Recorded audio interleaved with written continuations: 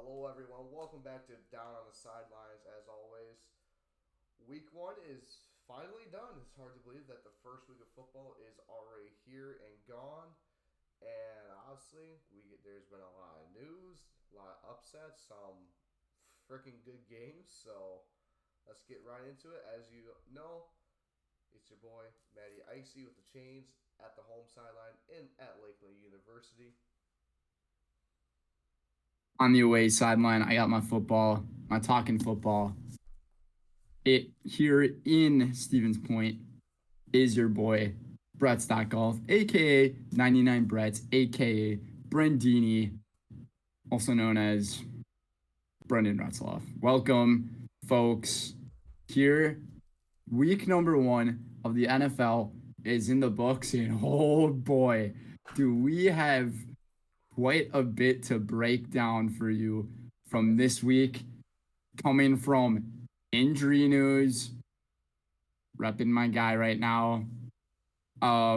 We'll talk about that in just a bit. That's gonna be the top story here today. But we're gonna break down all of today or all of this past week's football games. Break down probably mainly the good ones. Mm-hmm. Because right now I am sitting on, I only have an hour or so to get through this. And every time we say that we're gonna not take as much time, what do? We take a We lot of take a time. lot of time. Exactly. So, I mean, other things that we are going to be breaking down on here in today's episode are going to be there's a shootout that went out in LA. I made that sound really bad. uh, but is another big one is Justin Fields going to be in the guy in Chicago after week one, like I referred to on injuries and a lot of shockers that went on, especially with the Vikings, the Bengals, the Giants. And guess what, Matt?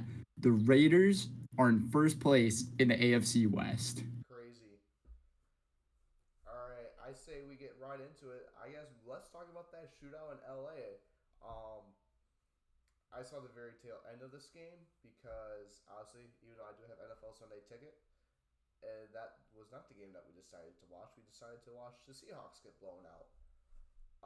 But yeah, obviously, if you haven't heard, Tyreek Hill had over 200 yards receiving, and Tua threw for 466, I do believe, on his stat line. Pull it up. I have it right. Another thing too is I thought we were gonna break down the biggest news, but I mean we can talk about this one first, Yeah, I Tua guess. had 246 yards, 400, Wait, hold on. 466, 456. 466, and Tyreek had 215. So one thing I kind of like to see is that obviously if you have an 0-2, obviously leads the league in passing, and then Tyreek leads the league in receiving. And guess who's in number two? Kirk Cousins and Justin Jefferson. But anyway, that's not the story. This was a very good game. Obviously, I thought the Chargers were going to win because obviously right before Tyreek had his second touchdown, he actually missed the extra point, only putting them up by two. And so I was like, oh my gosh, they're going to drive down the field and they're going to get it, intentional grounding, back to back sacks to end the game. But yeah, this I thought was you said it was going to be a shootout, which you were right about. But I thought it was going to be nah, Chargers are going to win. I thought you had the Dolphins winning the game. I I know thought we I chose the Chargers to win it. I know we But picked different teams.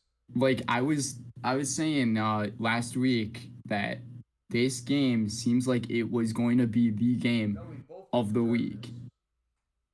Well, we both messed up. What are we thinking? All But right. I was saying just to what you were referring to, I thought this game was going to be an absolute shootout, a crazy back and forth because you have two really high powered offenses going at it. And I mean, if you look at the defensive side, I would say the Chargers seemed like they would have had the better end of the deal on defense, especially with Joey Bosa being there. Um, they got Khalil Mack back there too, right? Yep, he's still there.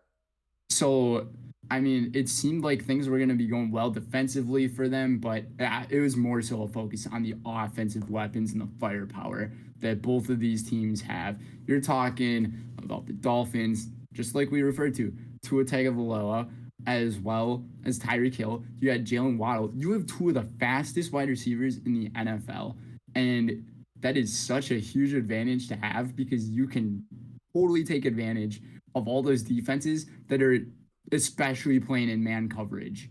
If you are dealing with man coverage and you're the Dolphins, you're going to win that matchup literally almost every time. So I think, especially from this game that I saw, it was a lot of instances where Tyreek Hill got away from man coverage, but there were a few times that the Chargers were playing zone, and still Tua was throwing some absolute dots. And this Dolphins team, Bye. they're put under the radar to begin the year because it no one knew how healthy Tua was going to be, especially after how he was last year. And this team's scary. Like now with Rodgers being injured and gone for the year, We'll talk and about that later. how poorly the Bills performed, and I mean the Patriots, they did put up a fight, but this Dolphins team, we could be seeing them win the AFC East. Yeah, obviously, if you go off of that, I thought the Patriots played very good in their game. Honestly, we all saw what happened last night at the Bills and Jets game, which was horrific if you're a Buffalo fan. Obviously, I'm a Buffalo fan.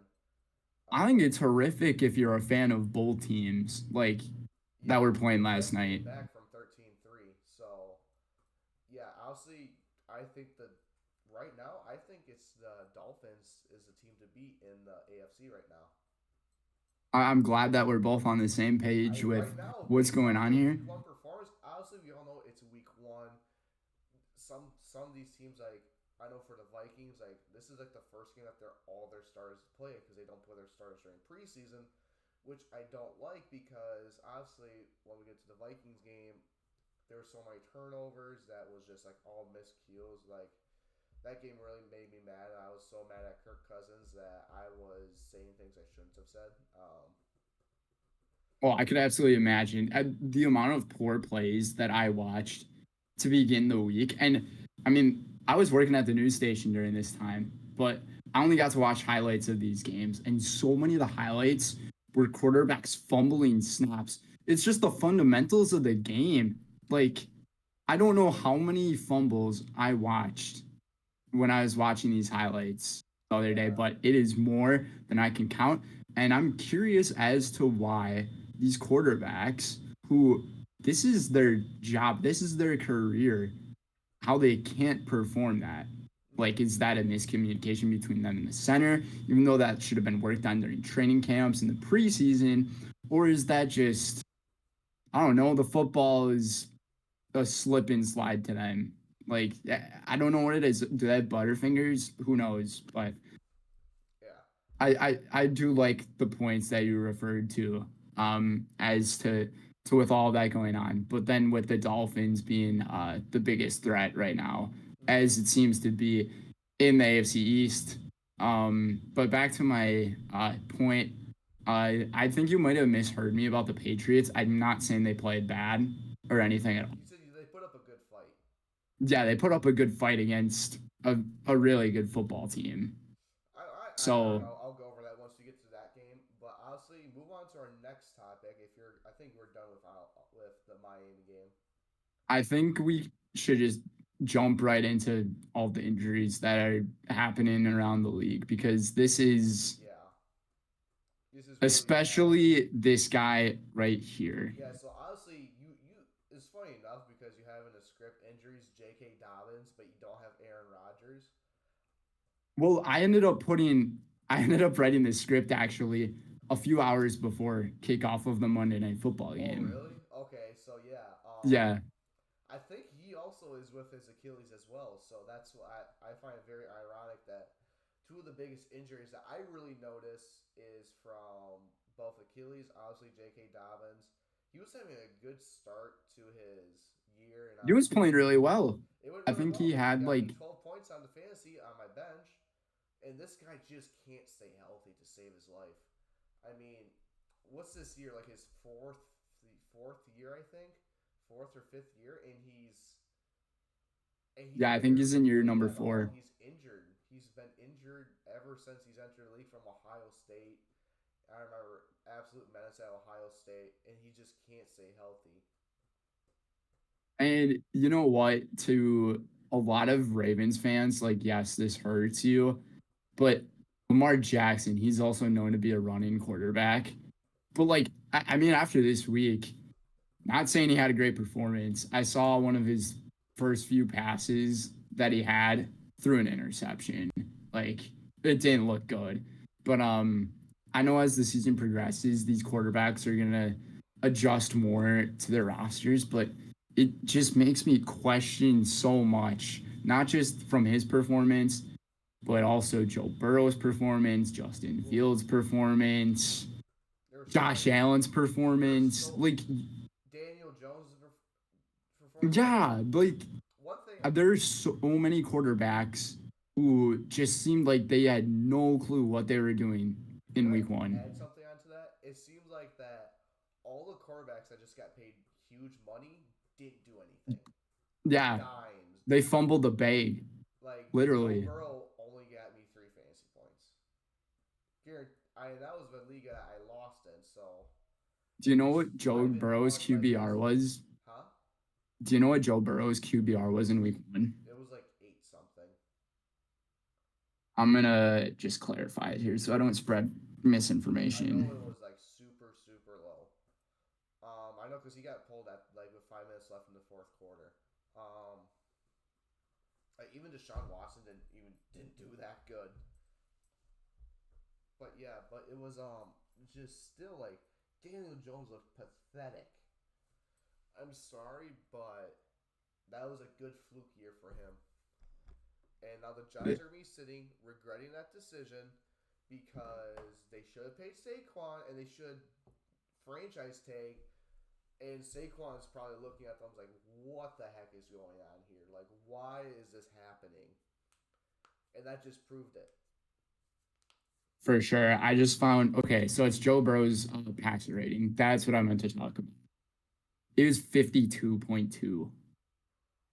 He threw for under 100 yards in the ball game. Yeah, it was. Like people were expecting Jamar Chase to pop off. I'm pretty sure in our predictions, you were expecting Jamar Chase to have 3 touchdowns, I was if I too. can remember right. Um, but okay, we kind of snowballed into this really big discussion about like these quarterbacks struggling and Yeah, everything. I But want to talk our about main get focus the shit our crap. main focus is on the injuries that are revolving around the league, especially with from what happened last night with the franchise quarterback, or what was to be thought the franchise quarterback for the New York Jets. So much hype from the Hard Knocks show, so much hype from just the NFL fans in general, and even the whole nation, because everyone was on this guy's back, wanting him to be successful. And guess what? Aaron Rodgers, 4 snaps into the game, gets sacked. And it wasn't the sack that injured him. It was, I don't know if it was his foot going into his Achilles or if it was just the field or Pretty what. sure it was the sack because, well, he got sacked on the same play, but I know because if you saw like in slow motion, he had it planted and then his calf just rippled.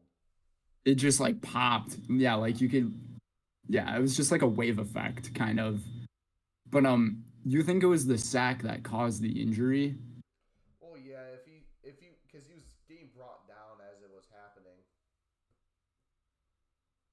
I feel like the way he was going down is just like a normal way of going down though. Like you almost, I don't know if you're watching the replay or anything at all. I see you looking down, but Yeah, I'm looking at my flag schedule. I'm sorry. oh dude, all good, all good. But I have about 40 minutes or so left here. But Yeah, and then we'll get into the next topic after this.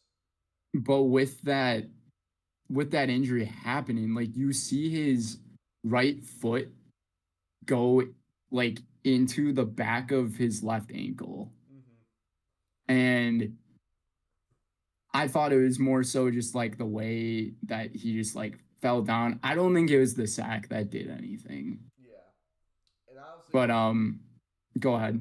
then obviously this brings up the question because obviously David Bakhtiari commented about this was that is it because of the artificial turf?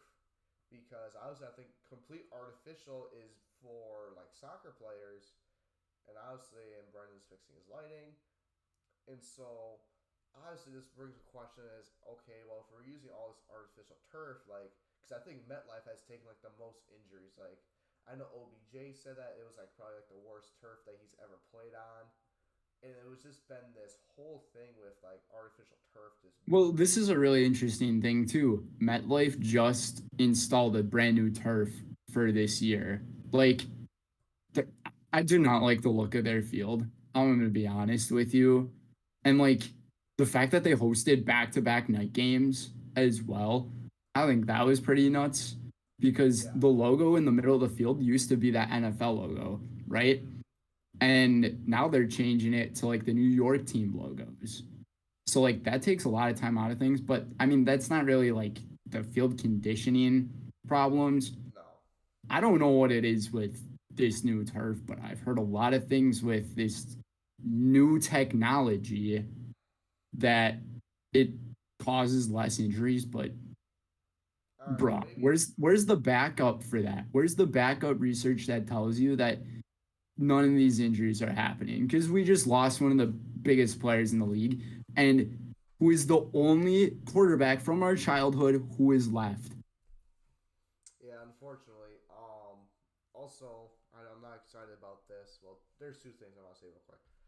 Rodgers is coming to the Vikings next year. That means, and then the the bar down in Milwaukee is no longer giving out free shots because this was the only night to do that. Last night was the only night, and so now they are no longer giving out free shots. Yeah, it feels bad for their He promotion was like, doing "Oh, that. And then so many hold people on." bought drinks too because the tab was gonna be on the bar if the Jets lost. The Jets won in Well, I an know you said when they overtime. lost, yeah, but yeah, he lasted 75 seconds. So And another thing that has to do with this news for both the Packers and the Jets. Since Aaron Rodgers won't be playing 65% of the snaps, the Packers will not be getting that first round pick from the New York Jets. if you're a Packers And fan, that's not good. well, You they're want going to be Aaron getting a Rodgers to second play. round pick. They'll be getting a second round pick from the Jets, which like yeah, it hurts a little bit. Maybe we'll get a diamond in the rough though. Um yeah. But yeah, I think I know you have the shockers in week one, but I think we just go over that in our analysis. Yeah, we can. And we can do a quick analysis on these games here because I think we can just go over quarterback, stats, running back, wide receivers, defense, score, boom. So Until the obviously, big games. yeah. So Go ahead. to kick off the season, we had the Detroit Lions take on the Chiefs, and I know you and me both says like, hey, this could be a very good game. Travis Kelsey did not play, and that showed a I said if the you Travis did. Kelsey did not play, the Lions were gonna win. Yes, and you need to clip that. And so obviously, I can take it away here on the home sideline with the Kansas City Chiefs. These are like the leading the leading um, passer, rusher, and The receiver. leaders of the Yeah, game. the But leaders of the like, game. So Patrick dude, Mahomes this is isn't 21 for 39, 226 yards, two touchdowns, and a pick. is this Obviously, your first time looking at these stats, by the way? yes, Same. And I'm very shocked with what I see. I Go am too. continue. Obviously, we all know that Kadarius Tony cannot catch, which reminds me, I gotta drop him off all my fantasy teams, which I am 1-0 in our league.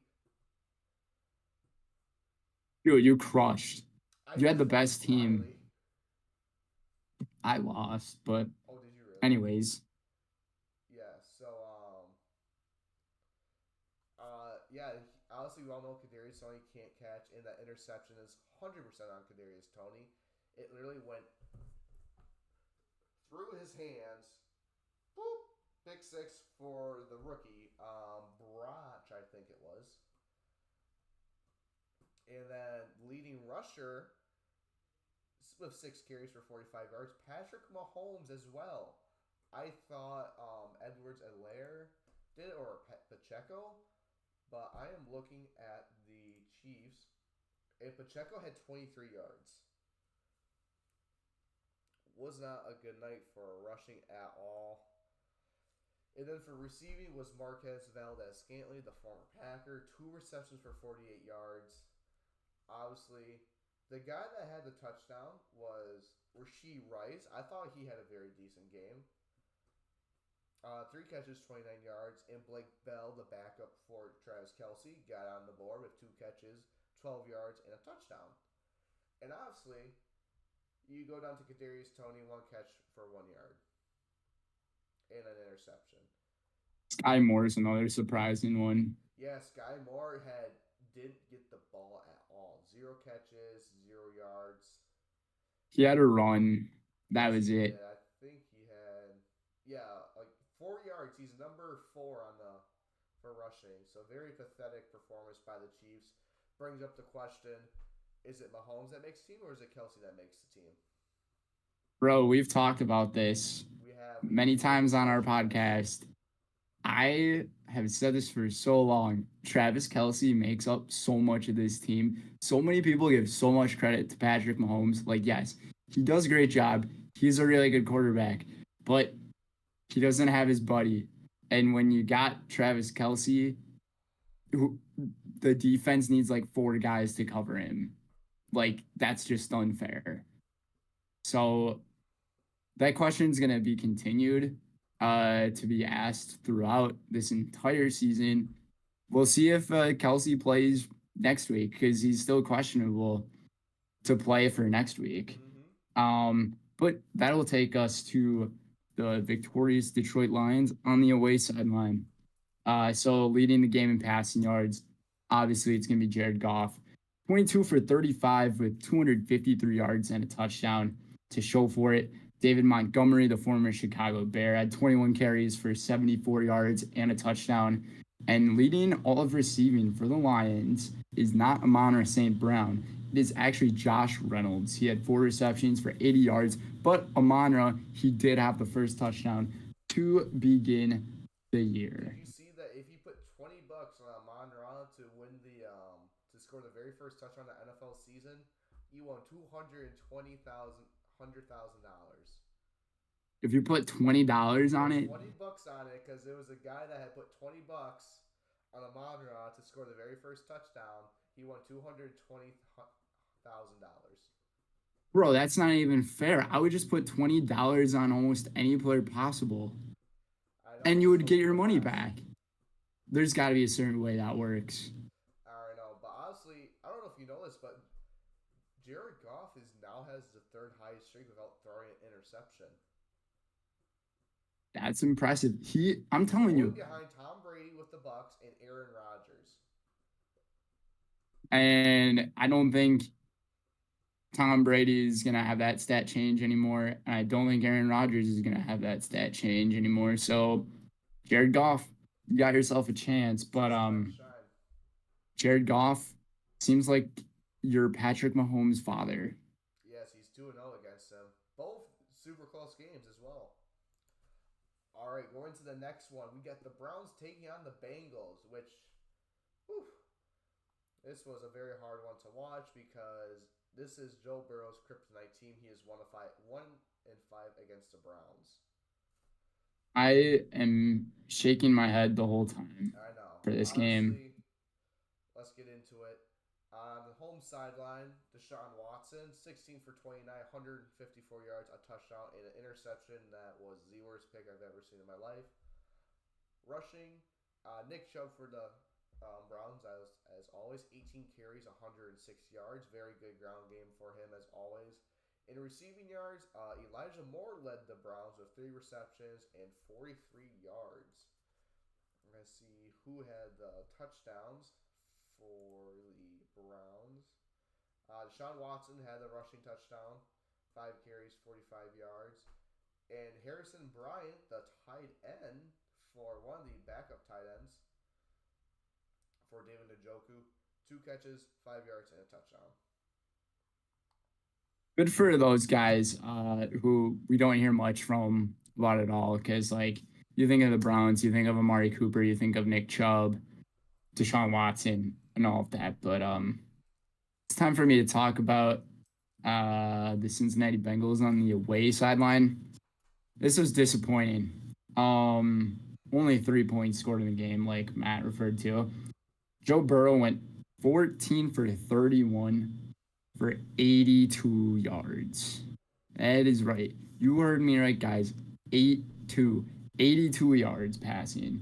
0 touchdowns, 0 interceptions. And then leading the team in rushing, you'd expect it. Joe Mixon, 13 carries, 56 yards, averaging 4.3 carry. Then leading the team in receiving, Jamar Chase, 5 receptions for 39 yards. Following him are 2 other receivers who had actually a tight end and a running back who each had 3 receptions for 17 yards. And that was Joe Mixon and Irv Smith. On the defense, it was Daxton Hill who had the interception on Deshaun Watson. But that is pretty much it. Evan McPherson, Money Mac, had a 50-yard field goal. He went 1 for 2. So, actually, it was a 42-yard field goal. Yeah. But that was very that disappointing game. outing for the Bengals as well. This game, I didn't really get to watch much from it. All I did was hear about it. And, like, this was such a shocker to me. Like, how can a team that went off of such a successful season in a previous season just, like, play like that? Well, you remember what happened last year in week 1, right? I mean, I was there. Well, yeah, you were there last year. He threw 4 picks. But, like, it was a good game. It was a close game. Like, he recovered after throwing those 4 picks in the ball game. This is just a disappointment. Like, sometimes you got to be waving red flags if you're one of these good teams and you have a performance like that. Like, you got to hit that button and say, okay, it's time to rethink how we're doing things around here, because this was just straight up pathetic. Yeah. And there are a lot more matchups that had that exact same type of way for one team. But we can continue. Yeah, all right. Next game, Baltimore Ravens and the Houston Texans. On a home sideline for the Baltimore Ravens, 25-9 with the victory. Leading passing is Lamar, 17 for 22, 169 yards and a pick. Rushing was Lamar Jackson, 6 for 38. Obviously, J.K. Dobbins went down early. And so he had 8 carries, 22 yards and a touchdown. And Justice Hill, 8 carries, 9 yards, had 2 touchdowns. And then Gus Edwards took over the running back job, 8 carries, 32 yards. Receiving, Zay Flowers, 9 for 78. And then, obviously, I think it's important to mention Odell had 2 catches for 37 yards. I think it's a really great thing to hear about. Zay Flowers performing really well for the Ravens, a rookie. High expectations for him. But on the away sideline for the Houston Texans, who only scored 9 points, I don't even think it was a touchdown, or they even had a single touchdown in the ball game. But CJ Stroud, he actually played decently. 28 for 44, 242 yards. No touchdowns, no picks. Leading the team in rushing, Dameon Pierce, 11 carries for 38 yards. CJ Stroud followed him with 4 for 20 yards. And then leading the team in receiving is Nico Collins, 6 receptions for 80 yards. And then Robert Woods had 6 receptions for 57 yards. And then it was all Jaime Fairbairn, who went 3 for 3 with field goals. His long was a 38-yarder. Didn't really watch this game as much, so I don't think there's really much else to say besides the torn Achilles from J.K. Dobbins. Can't say how he saved his life, as we said earlier in the podcast. Yeah, I think the biggest question after that game for both sides, starting with the Ravens, is going to be who's going to be your guy at running back. Is it going to be Justice Hill? Is it going to be Gus Edwards? You have a few guys that you can look at there. And then for the Texans, can you score a touchdown in your next game? Yeah. That's what I would say. So on to the next game here. It's going Uh, to be the it's Tampa Bay Buccaneers against the Minnesota Vikings. Matt, take away things on yeah. the home side. Oh, pardon me. We forgot to go over. So obviously we both picked the Chiefs. We both picked the Bengals. So we started off the season very off, 0-2, and now we bounced back with the Ravens, and now we're both falling to 1-3 with us picking the Vikings. This was a bad week for picks. This I'm was just going to say that. yeah. So my Vikings lost to Baker's Bucks, so I'm very disappointed. It's because of our quarterback, I will say that. Kirk Cousins, 33 for 44, 344 yards, 2 touchdowns and an interception, which could have been another easy 7 points, but no. Rushing, Alexander Madison, 11 carries, 34 yards. Leading for receiving for the Vikings, as always, Justin Jefferson, 9 catches, 150 yards. Welcome to the NFL, Jordan Addison with one of the touchdowns for 4 receptions, 61 yards, had himself a good day. Then Alexander Madison with 3 catches, 10 yards, and 1 touchdown.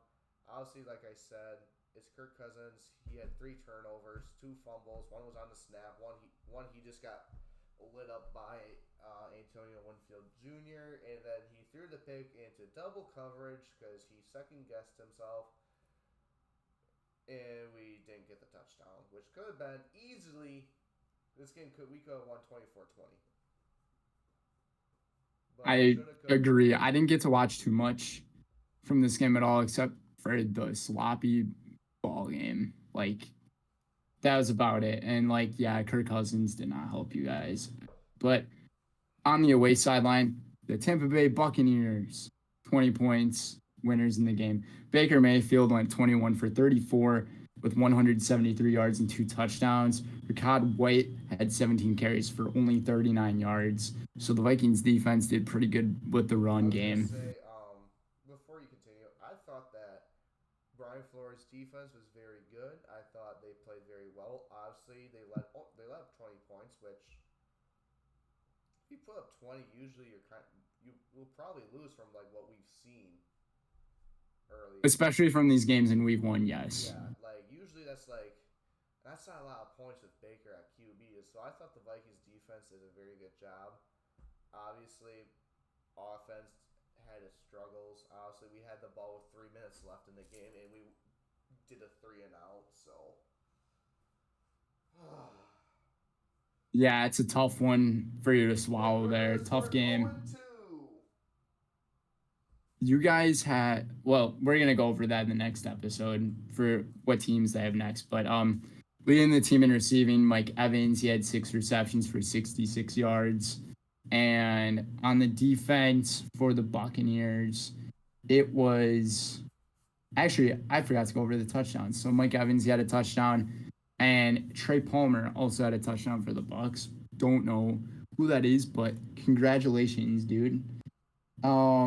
It was Christian Eatson who had an interception for the Buccaneers, and then Chase McLaughlin went 2 for 2, making a 57-yarder for his long field goal.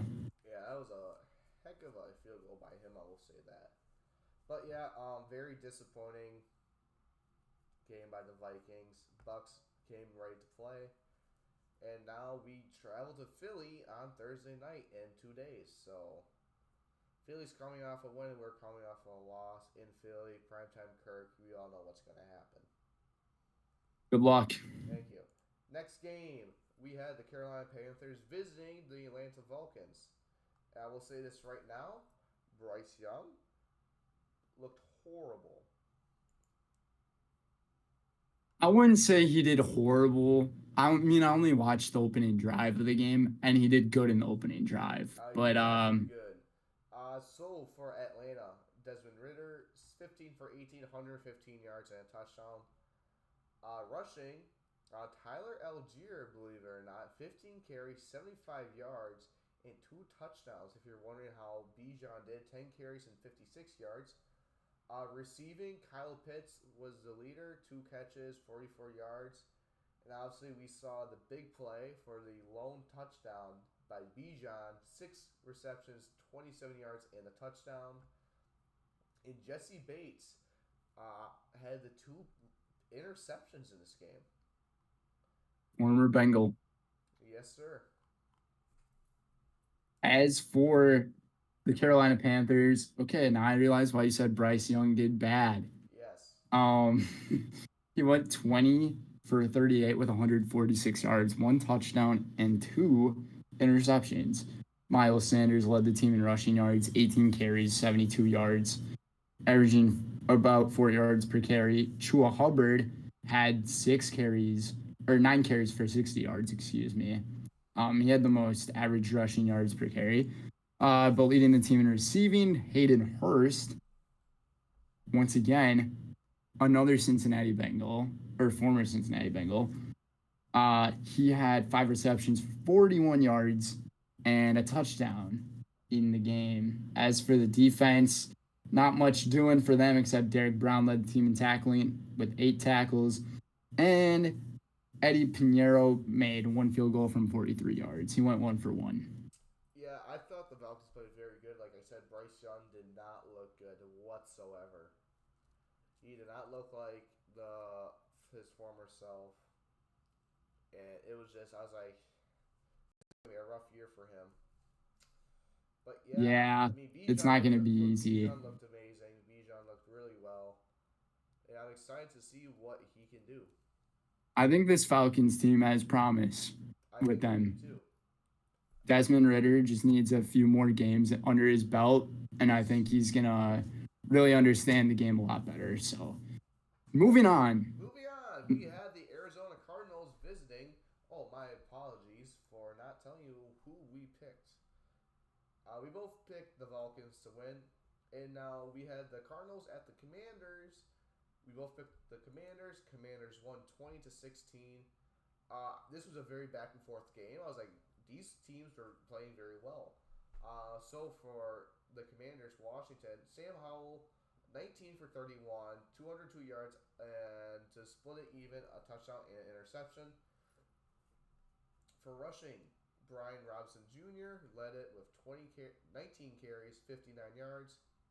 And Sam Howell had the lone touchdown on the ground for 2 carries and 11 yards. And leading the receiving corps was Curtis Samuel, 5 catches for 54 yards.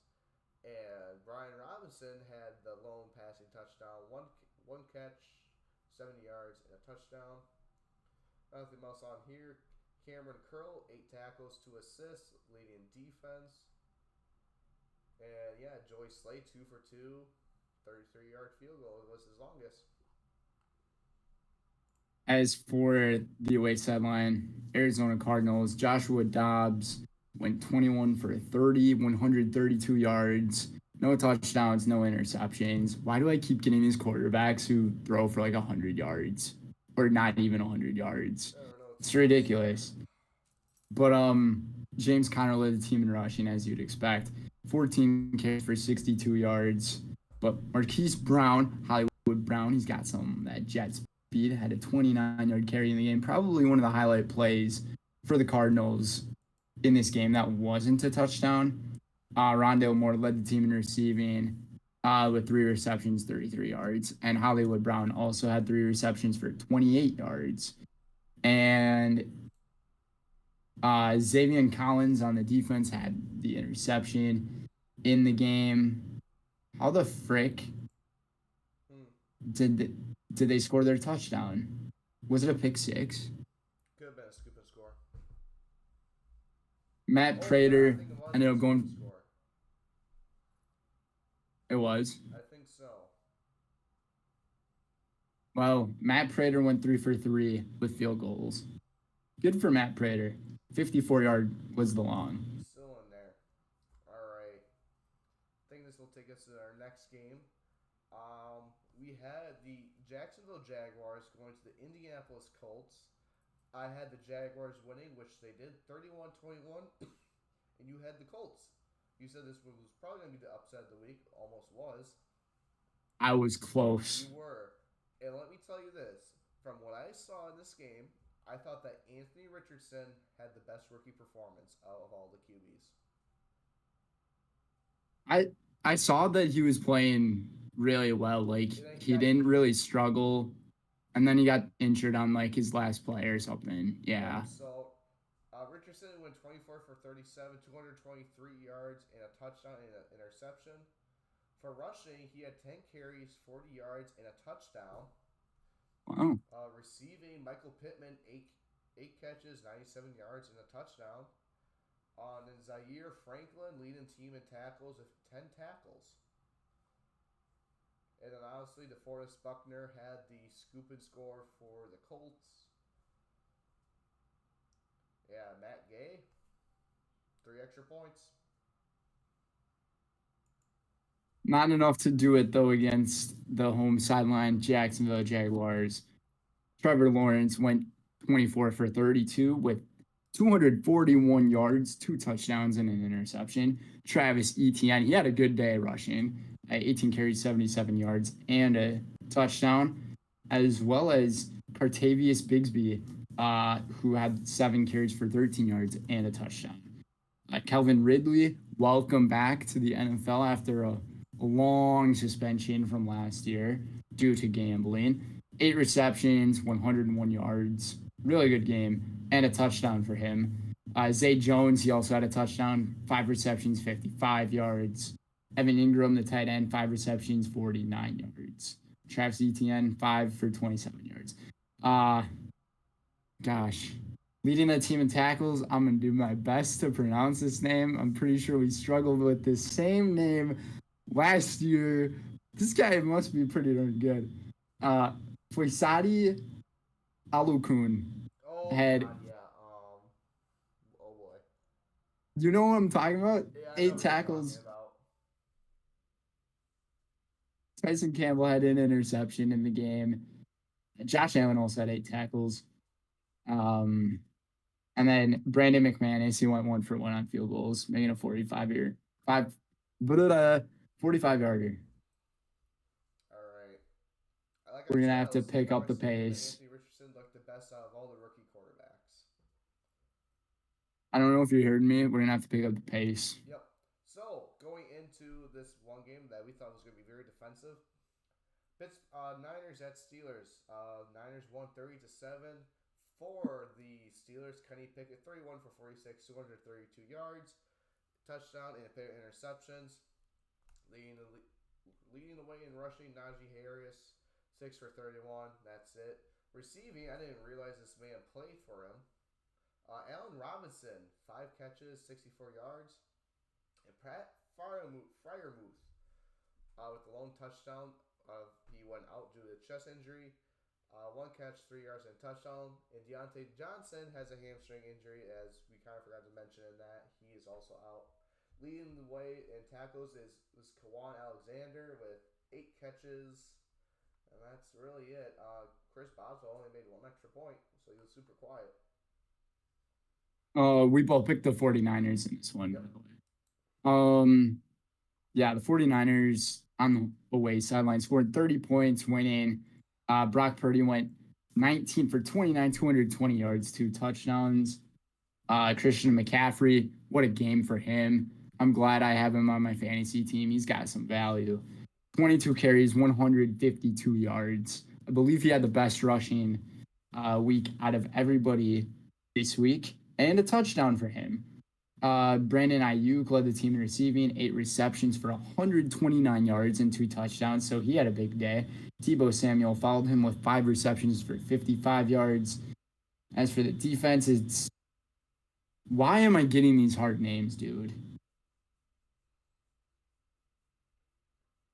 Demonadore Lenore had 8 tackles in the game, and this is a joke. Teleona Hufanga had an interception in the game. Guys, I promise you, I am not making these names up.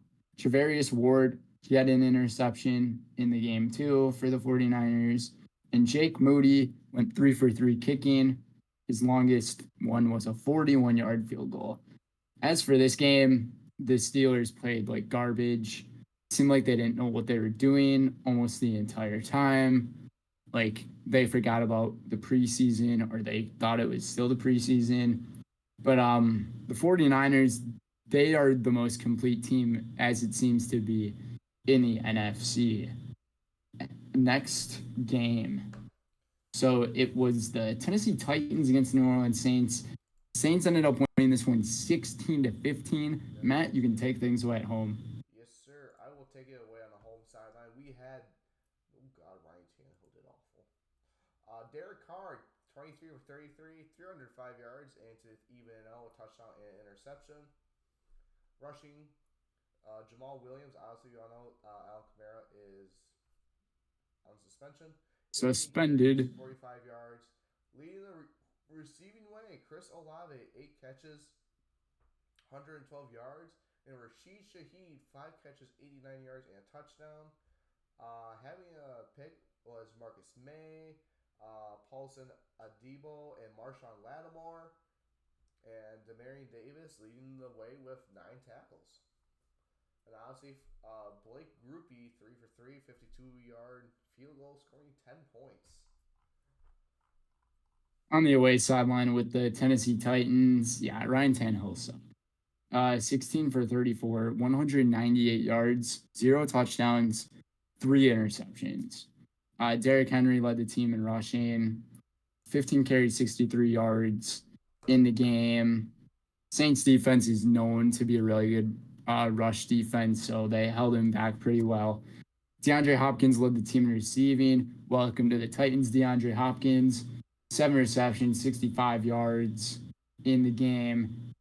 Kevin Byard led the team in tackles with 6 tackles. And this was all field goals for the Titans. Nick Folk, 5 for 5 kicking. 50-yarder was his long field goal. That's how they got there. 15 points.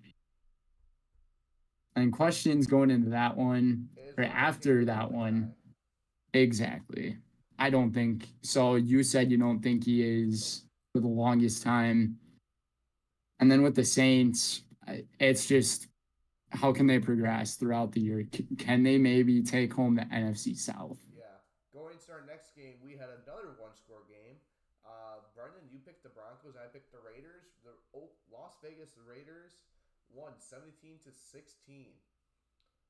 Leading the way for the Broncos, Russell Wilson, 27 for 34, 177 yards, pair of touchdowns, no interceptions. For rushing, Javante Williams, 13 carries, 52 yards. And receiving, imagine this by running back, Samaje Perine, 4 catches, 37 yards. Cortland Sutton, 4 catches, 32 yards, and a touchdown. And LaJordan Humphrey, 2 catches, 11 yards, and a touchdown. Damari Mathis leading the way with five tackles, and Kareem Jackson had the lone interception. And Will Lutz, 1 for 2 on field goals. His longest was 24 yards. If only he made that other field goal. Anyways, on the away sideline, the Las Vegas Raiders, the winners. Jimmy Garoppolo, welcome to the team. 20 for 26, 200 yards, 2 touchdowns, and an interception. Josh Jacobs led the team in rushing, 19 carries, 48 yards. Jacoby Myers led the team in passing yards. He had 9 receptions for 81 yards and 2 touchdowns. Devontae Adams, he had 6 receptions for 66 yards. Nate Hobbs led the team in tackling, 8 tackles in the game. Nothing else really doing for the Raiders. Daniel Carlson went 1 for 1, kicking 24-yard field goal. All right. On to our next game. We have the Eagles traveling to Foxborough, take on the Patriots. Eagles pulled through on this one, 25-20. As I said, I don't think they looked very good. Their offense really struggled with Jalen Hurts. Mac Jones, 35 for 54, 316 yards, 3 touchdowns, and interception. Leading in rushing for the Patriots, welcome Ezekiel Elliott, 7 carries, 29 yards. And for receiving, what a game for him. Actually, we have a tie. Kendrick Bourne, 6 receptions, 64 yards, and 2 touchdowns. And Ramondre Stevenson with 6 catches, 64 yards. And Hunter Henry, 5 catches, 56 yards, and the other touchdown. Kendrick Bourne had himself a good day. And also, welcome to the league, Christian Gonzalez, five tackles and a sack. Then kicking Chad Ryland only had 2 extra points. And for the Philadelphia Eagles, I mean, this was a really good game, It really was. actually. Um, Jalen Hurts, he went 22 for 33, 170 yards and a touchdown, no interceptions. Kenneth Gainwell led the team in rushing yards, 14 carries for 54 yards. Hurts followed him with 9 carries for 37 yards. And you were wondering what's going on with DeAndre Swift. I believe he also got injured in this game, if I can remember correctly, because he only had 1 carry for 3 yards in the ball game. Leading the team in receiving, AJ Brown. He made an outstanding catch in the later points of the game. It was one of the only plays that I watched from this game, but it was a great one to watch. He had 7 receptions for 79 yards. Devonta Smith, he had 7 receptions for 47 yards and a touchdown. Reed Blankenship led the team tackling with 8 tackles. Darius Slay had an interception in the game. And Jake Elliott went 4 for 4 kicking, making a 56-yard field goal for his long. Yes, sir. As I said, Eagles didn't look that good. So their offense really struggled. So we'll see how it goes next week on Thursday. Imagine, hang on, imagine if both Minnesota. Super Bowl teams would have lost. Yeah. The LA Rams traveled to the Seattle Seahawks where they claimed their victory 30-13. Let me check. We both had Saints. You had the Broncos. We both had the Eagles winning, and we both had the Seahawks, which they lost. On the Seahawks side, Geno Smith, 16 for 26, 112 yards and a touchdown. Not very good. Kenneth Walker, 12 for 64. DK Metcalf, 3 receptions, 47 yards, and a touchdown. Bobby Wagner is back in Seattle, and he led the way in tackles. Then Jason Myers, 2 for 3, longest was 42 yards and scored 7 points. As for the Rams who won the game, Matthew Stafford went 24 for 38. Finally, with some good quarterback numbers over here, 334 yards, no touchdowns, no interceptions. Kyren Williams led the team in rushing, 15 carries for 52 yards and 2 touchdowns. Cam Akers, he also had a touchdown. He had 22 carries for 29 yards. Many carries in this game for the Rams. Leading the team in receiving, let me know if you've ever heard of this guy. Puka Nakua. Yes, I remember. I remember him as they were announcing him on the TV because that's the game that we watched in the afternoon. That's legendary. 10 receptions, 119 yards for him. Another guy who had the same amount of yards, 6 receptions, was Tutu Atwell. What a fantastic name, by the way. Tutu Atwell. Ernest Jones had 4 tackles for the team. He led the team with 4 tackles. Yikes. Brett Maher, he went 3 for 5 kicking. 54-yarder was his long. On to our next football game. Shootout in LA. We've already talked about that one. Yeah, I guess we kind of. Yeah. So you just want to go to the next one? Let's go to the next one. My Packers, baby. Oh, God. Yeah, y'all had a charity one. All right. So the Green Bay Packers took on the unfortunate Chicago Bears, who still suck. They won 38-20. For the Bears, Justin Fields 24 for 37, 216 yards, a touchdown and interception. Leading the way in rushing, 9 carries, 59 yards. Lo and behold, Justin Fields. Having a lone touchdown was Roshan Johnson, 5 carries, 20 yards. Darnell Mooney leading the way in receiving, 4 catches, 53 yards, and a touchdown. Tremaine Edmonds coming from Buffalo, 7 tackles. And Carlos Santos, 2 for 2, longest was 47 yards. As for the Green Bay Packers, I wish I could talk about them more. We'll probably talk more in the next episode of our podcast where we'll go over our own rankings, the NFL and ESPN's rankings of the teams. All of that, we'll tell you more coming up. But Jordan Love, he played really well. 15 at 27, 245 yards, 3 touchdowns, 0 interceptions for him. Aaron Jones led the team in rushing and receiving. He had 9 carries for 41 yards and a touchdown, and he had 2 receptions for 86 yards and a touchdown. Other scores in the game came from Romeo Dobbs. He had 4 receptions for 26 yards, 2 touchdowns. No need for Christian Watson, who would have been our number one receiver. Keyshawn Nixon, he had 6 tackles in the game. Quay Walker had the pick 6 in the ball game. That got me absolutely fired up. And Anders Carlson, he went 1 for 1, making a 52-yard field goal, which looked like he could have made it from like 64. Yeah. Next game. Um, Dallas Cowboys travel to New York Giants. They won 40-0 in this absolute awful game. You get Daniel to talk about the bad team. Dimes, 15 for 28, 104 yards and 2 interceptions. Saquon Barkley, 12 carries, 51 yards. Darren Waller, 3 receptions, 36 yards. Leading the way in defense, Trey Hawkins, a third, 5 tackles. And Graham Gano went 0 for 2. He He's got on a my pick fantasy 6 and team. he pulled a Blair Walsh. Dude, this game was so It bad. was such a bad game. This is like the only football team or football game I was able to really watch, and it was just a bad one. So bad. I got unlucky. Dallas Cowboys, yeah, they won 40-0. We already know. I think one of their biggest opening week wins in franchise history since like the 80s or something. Um, Dak Prescott, 13 for 24, 143 yards. Cooper Rush, he also played 1 snap, 0 for 1, nothing. Tony Pollard led the team rushing, 14 carries for 70 yards and 2 touchdowns. Kevontae Turpin, he had 3 carries for 14 yards and a touchdown. CeeDee Lamb led the team in receiving, 4 receptions for 77 yards, no receiving touchdowns off of any end. Marquise Bell had the most tackles on the team, as well as Leighton Vander Esch with 6.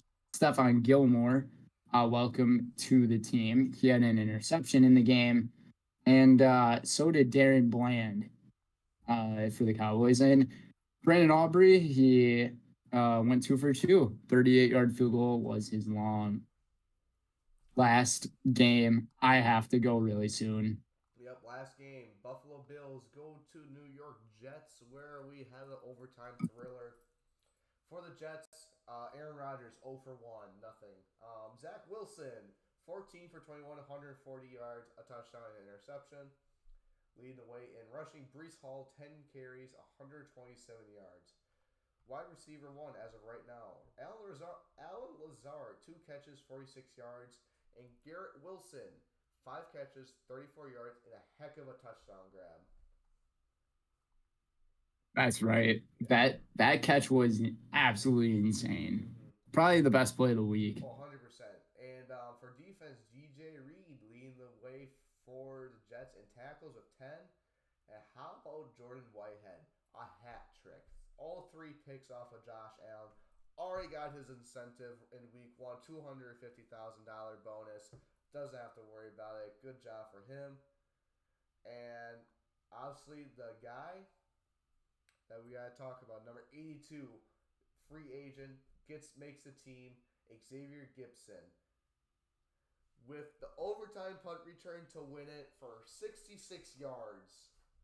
I was so happy for him, dude. I know we're running really short on time here, but as you guys, I'm not sure if you know this, but he was featured on Hard Knocks. He was one of those featured players. It was him and another free agent rookie wide receiver. He went undrafted. Both of these guys went undrafted. What a story. You go from an undrafted to the practice squad, then you go from the practice squad to make the 53-man roster, and then you do that. Week 1. Just, I'm so happy for him. It's such a blessing to see that happen. But Josh Allen, he played like crap. 29 of 41, 236 yards, 1 touchdown, the 3 picks, as we were talking about. James Cook led the team in rushing, 12 carries, 46 yards. Then it was Josh Allen for 6 carries for 36 yards. Stephon Diggs led the team in receiving. He had 10 receptions for 102 yards and a touchdown. Following that, Gabe Davis, 2 receptions for 32 yards. And there were only 2 or 3 other wide receivers on this team who had as many receptions as Jordan Whitehead. That's pathetic. Anyways, Terrell Bernard had 4 tackles on the team. I bet these guys missed Tremaine Edmonds. Matt Milano had 3 tackles. He had an interception in the game. And to round things off, Tyler Bass went 3 for 3 kicking. Dorrington to get into overtime. That is true. 2 seconds left, but obviously this was a very rushed episode since Brenden has class in 13 minutes. Yep, I gotta run. Yeah, so honestly, once we get to the next one, we'll do all of our scores so we can let him get to class. So, anyways, thank you guys for joining us on today's episode, just right over the hour marker. It's your boy Matty Icy here at Lakeland University at the home sideline. And here on the away sideline, here in Stevens Point, is your boy Brett Stockoff, aka 99 Bretts, aka Brendini, Brenden Retzoff in the house. We will see you guys next time on episode 4 of the Dots Podcast. Peace.